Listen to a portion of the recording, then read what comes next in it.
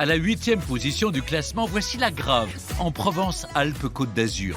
Dominé par l'impressionnant massif de la Meije, ce pittoresque village de montagne, situé à 1500 mètres d'altitude, est connu pour être le royaume du ski hors piste et de l'alpinisme. C'est en hiver, donc sous la neige et dans le vent, que nous avons choisi de vous faire découvrir le village de la Grave, dans les Hautes-Alpes. Avec ses 5 hameaux, c'est l'un des rares villages de montagne à détenir le label plus beau village de France. Et vous allez voir, c'est hautement mérité parce que c'est un village qui respire l'authenticité. J'ai d'ailleurs rendez-vous avec Alain sur la place du village et je vous propose d'aller le retrouver tout de suite.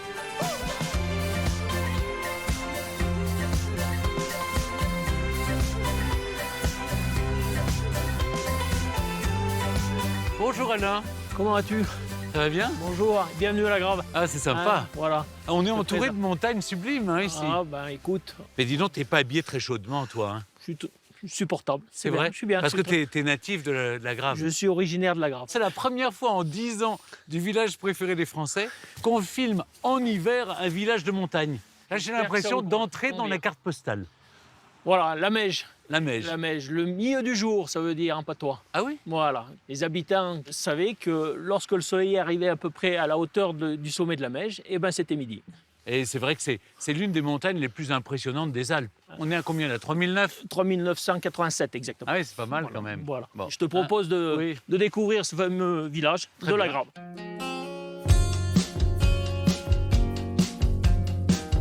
On grimpe quand même, il y a un peu du dénivelé. Et là, on est au cœur du village. Au cœur du village. Alain, toutes ces maisons ont l'air très anciennes. Elles doivent dater du XVIIe siècle à peu près. Voilà, c'est Hein? Elles sont magnifiques, mais elles sont toutes en pierre. On peut s'attendre dans un village de montagne à ce qu'au contraire, ce soit des chalets de bois. Oui, mais c'est en fonction de la ressource. Et tu vois, comme là où on est, la ressource, à part une petite forêt là en face, Oui. essentiellement, c'est minéral. Donc il y a du granit, il y a du grail, c'est-à-dire un peu ces pierres un peu jaunes et blanches. Et après, tu vois, dans les angles, on a du tuf, Ouais. qui permet d'avoir un angle quand même assez droit. Assez droit. Voilà. Et là, il y a écrit le Trabuc. C'est quoi le Trabuc? Ah, le Trabuc, c'est une petite rue très étroite. Ah oui, très étroite. C'était pour préserver aussi l'habitat. Tu vois, en cas d'incendie, on n'avait pas les maisons mitoyennes. Collées les unes aux autres, les unes voilà. aux autres. Quelques mètres plus haut se dresse la magnifique église Notre-Dame de l'Assomption. Classée monument historique, elle fut édifiée à partir du XIe siècle. Elle est entourée d'un cimetière typique de la région dont les sépultures témoignent de l'humilité des habitants de la montagne. Il y a juste les croix qui dépassent de la neige. Voilà, ben avec les noms quand même. Oui. Donc, hein. Bonjour mon père. Bonjour Monsieur Berne, bienvenue. Ce cimetière est une tout à terrasse fait. sur la montagne. Il y a même certains qui disent qu'ils aimeraient être enterrés ici pour la vue. Et je vois que les croix sont toutes ou presque similaires. Il y a des pans de bois penchés de telle sorte que la neige glisse, n'est-ce pas? C'est ça. C'est vraiment unique en montagne. Ces croix datent au moins du XVIIe siècle. Il y a toute une symbolique. Au cœur du mystère de la croix, il y a bien sûr le Christ qui unit sa divinité d'avec notre humanité et qui prend en son cœur le défunt. D'où le petit cœur qui est noté. Une autre particularité de la Grave, c'est d'être constitué d'un chef-lieu, mais également de plusieurs hameaux qui surplombent le village. C'est l'un d'eux, le Chazelet, situé à 1800 mètres d'altitude, qu'Alain a souhaité me faire découvrir maintenant. C'est un hameau qui est face sud, hein, par rapport à la Meije. Donc, tu vois, c'est l'architecture un peu basique, quoi. D'origine, la pierre, du bois. Et des galeries, c'est quoi cette galerie là Voilà. sur cette maison en bois hein? Cette galerie, c'est pas un balcon. Et ça permettait de faire sécher le bois, Le bois et et puis le fumier. C'est du fumier de mouton. Voilà. On ne sort pas le fumier de tout l'hiver. Petit à petit, le fumier va monter Oui. à l'intérieur de la bergerie. Et après, au printemps, on va découper des cubes et hop, on y met là-dessus. Ça sèche Ça sèche d'abord pendant longtemps. Pendant au moins une saison. Et ensuite, on le prend et on le met dans le poêle, Dans le à poêle. la maison. Comme plusieurs des hameaux du pays de la Meije, le Chazelet a conservé depuis le XVe siècle la tradition du pain noir, que l'on prépare dans le four banal du village, dont s'occupe avec passion Jean-Paul. Bonjour Jean-Paul. Membre de l'association du four Le Chazelet. C'est un four qui est ouvert à tous les habitants du village. Et c'était la tradition de faire le pain donc une fois dans l'année, parce que ce pain bien spécial, fait avec de la farine de seigle uniquement, Oui. il se conservait toute l'année.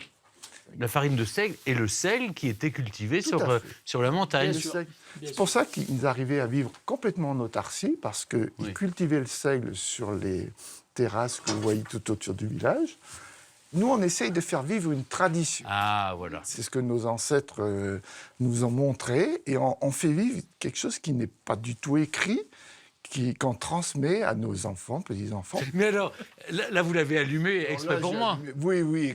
Pour chauffer le four, il nous faut 2 jours. Et après, on va mettre le pain. On met une ardoise, cette grosse ardoise qui Oui. est devant. Vous fermez. On ferme, on colmate tout autour, et le pain va rester 7 heures à l'intérieur. D'accord.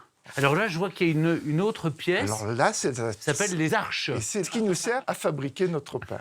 Alors vous le faites 2 fois l'an maintenant, c'est Alors ça on le fait 2 fois l'an parce qu'on veut le montrer un petit peu aux touristes quand ils viennent l'été. Et après, on le refait entre nous à l'automne. On vous en a gardé un petit bout pour le goûter. Eh ben, Je peux goûter il est là pour ça. Alors, C'est super bon. c'est très particulier. On dirait du pain d'épices. C'est très fort en bouche parce que c'est vraiment, on a le seigle en fait. Et voilà. C'est que du seigle. Bon, bah écoutez, merci pour cette expérience, Jean-Paul. Merci, Alain. Moi, je vais continuer ma visite du village. Au revoir. Au revoir. Au revoir. Au revoir. L'une des attractions incontournables à la Grave, c'est le téléphérique des glaciers de la Meije. Une remontée mécanique qui permet d'accéder aux glaciers de la Girose à 3200 mètres d'altitude. J'y retrouve David qui va me guider dans cette montée spectaculaire. Chalet des patrouilleurs, ça doit être là. Bon, moi, de toute façon, je suis équipé pour la haute montagne. Bonjour David. Bonjour Stéphane, tu Ça vas va bien? Ouais, je vais bien. Pas mal. Il paraît que les gens viennent à la Grave parce qu'ils peuvent faire du ski hors piste. Ouais, on a une petite particularité ici, c'est qu'on a un domaine qui est non balisé, non sécurisé. Et en fait, on explique aux gens comment pouvoir se déplacer en haute montagne. Il faut monter là-haut, c'est ça? Ah bah oui, on va changer carrément de milieu. Là, ça va, les conditions atmosphériques sont bonnes, ça va un peu se balancer? Pas tant. Très bien, pas tant que ça. Voilà. Et bien, on y va. Allez, je te let's suis, go. David. Allez.